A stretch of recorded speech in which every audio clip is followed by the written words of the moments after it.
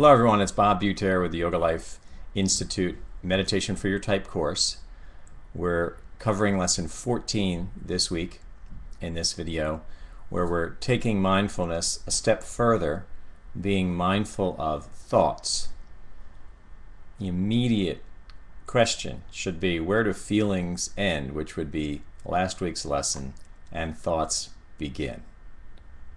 And quite frankly, there's going to be many theories on that entire point. Tina will be able to go over a few things in class, of course.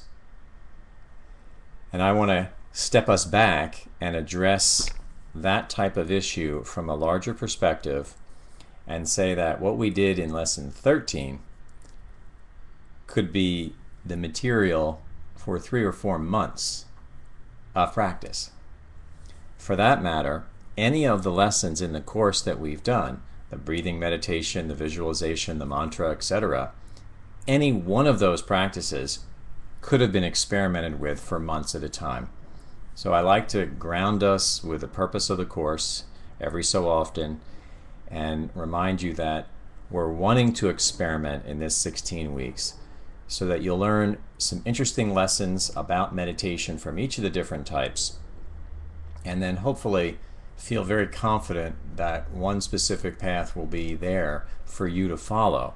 You could then attend a meditation group, a class, do your own private meditation on a daily basis, and use the technique that works for you, even if the class itself is covering one topic or another. That doesn't mean that you have to stray from your own personal meditation practice.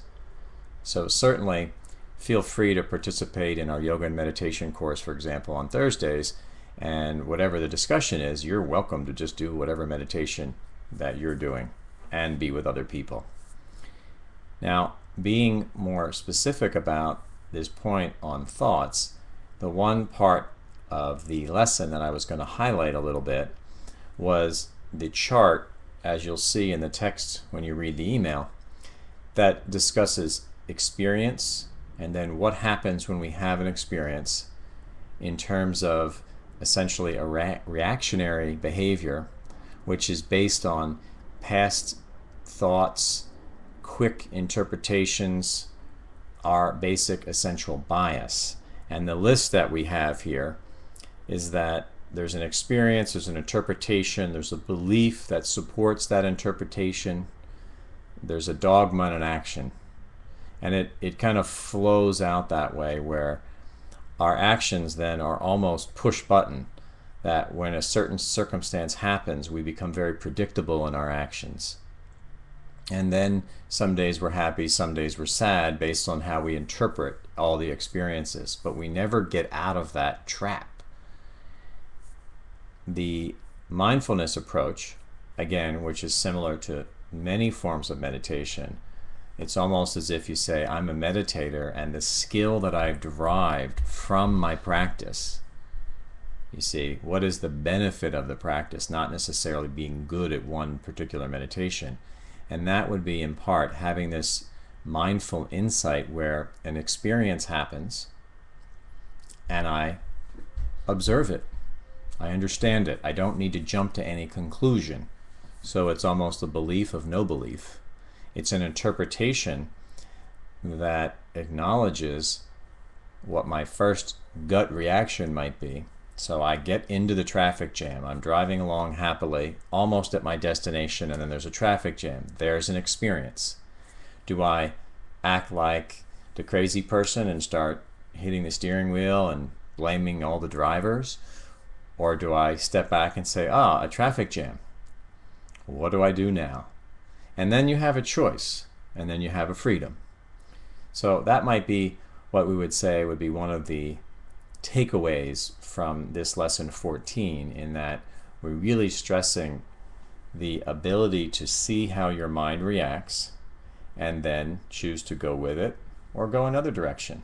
And then you start to realize that when they talk about freedom in terms of the spirituality, that a lot of it has to do not necessarily with changing how you're structured, but changing how you react to how you're structured.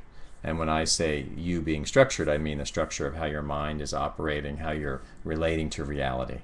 Because ultimately, we want you to smile, not in the sense that you're laughing at something or that you're covering over pain with a laugh, but that you're free to either feel pain or comfort. And whenever somebody's free, they just tend to smile more. So hopefully that'll be a good point for you from this next week's course.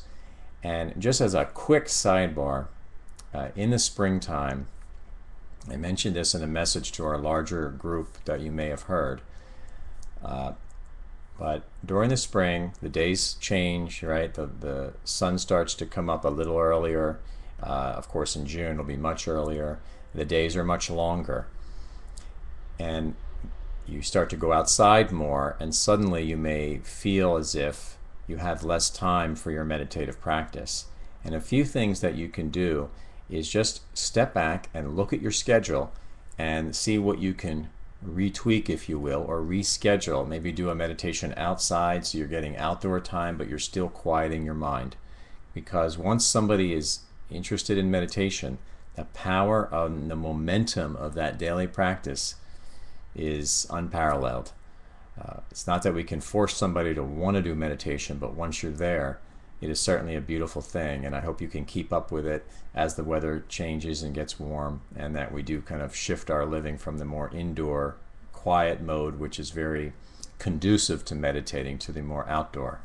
So we'll look forward to seeing you soon. Have a great week, and I'll sign off now.